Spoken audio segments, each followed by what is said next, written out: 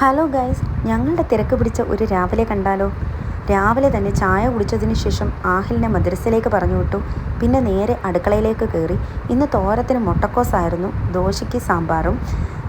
തോരൻ അടുപ്പത്താക്കിയതിന് ശേഷം മീൻ കട്ട് ചെയ്തു. ഇന്നലത്തെ പോലെ തന്നെ മത്തിയും ചെറിയ അയിലയുമായിരുന്നു.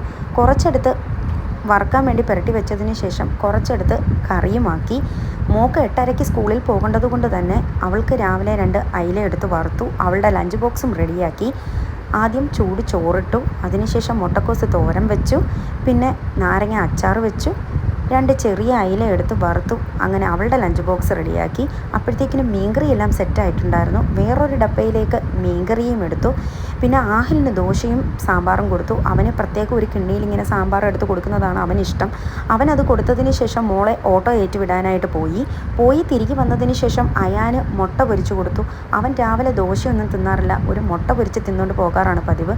അങ്ങനെ അവൻ അതും കൊടുത്തു. വെള്ളവും ചൂടാക്കാൻ വെച്ചതിന് ശേഷം അവരുടെ ലഞ്ച് ബോക്സും റെഡിയാക്കി. അയാനിക്ക് ചോറിനകത്ത് രസം ഒഴിച്ചു, 2 അയില എടുത്ത് വറുത്ത് അത് പിച്ചിയും വെച്ചു. പിന്നെ സ്നാക്സായിട്ട് ആപ്പിളായിരുന്നു. അവർക്കെല്ലാം മീൻ വറുത്തത് കൊടുക്കുന്നത് കണ്ടതുകൊണ്ട് തന്നെ ആഹ്ലി പറഞ്ഞു, അമ്മ എനിക്കും വേണം ഇന്ന് മീൻ വറുത്തതെന്ന്. അവന് അയില കഴിച്ചുകൂടാ, ചെറിയ സ്കിൻ പ്രോബ്ലം ഉള്ളതുകൊണ്ട് തന്നെ അവനിക്ക് മുട്ട പൊരിച്ച് വെച്ച് കൊടുത്തു. പിന്നെ ഒരു തട്ടിലേക്ക് തോരനും അച്ചാറും പിന്നെ മീൻകറിയിൽ നിന്നും ഒരല്പം ഗ്രേവിയും കൊടുത്തു വിട്ടു.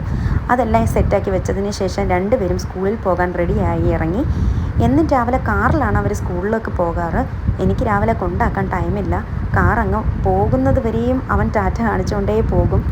അങ്ങനെ ഇന്നത്തെ പെടാപ്പാടെല്ലാം കഴിഞ്ഞു. ഇനി നമുക്ക് ദോശ കഴിച്ചാലോ? അങ്ങനെ 2 ദോശയും സാമ്പാറും ചമ്മന്തിയും കൂട്ടി ഞാനും കഴിച്ചു. അപ്പോൾ ഇന്നത്തെ വീഡിയോ ഇത്രയേ ഉള്ളൂ.